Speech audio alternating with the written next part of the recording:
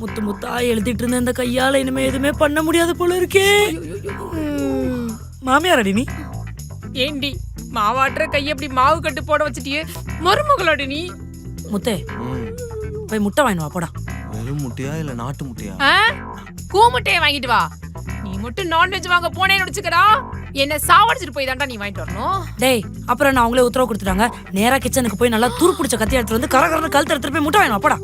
பாத்தியாடா மதனு, இவன் நாக்குக்கு நான்வெஜ் கேக்குங்கிறதுக்காக என்ன நரபலி கொடுக்க கூட துணிஞ்சிட்டாடா. ஏய் இன்னும் நீ மருமக மாதிரி பேச சொன்னா மட்டக்கை மாதிரி பேசிட்டு இருக்க. ஏய் சொம்பு தூக்கி, நீ கடைசி வரைக்கும் உங்க அம்மாக்கு சொம்பு தூக்கினே இரு. என் கை சரியாகணும்னா நான் நான்வெஜ் சாப்பிட்டா தான் சரியாகும். நீ போய் வாங்கிட்டு வாடா.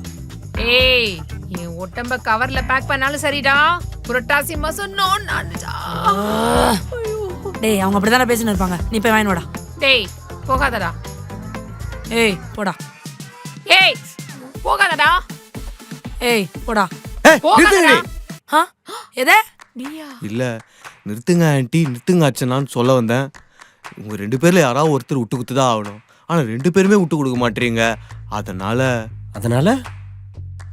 அதனால உங்க 2 பேருக்கும் திரும்ப ஒரு போட்டி.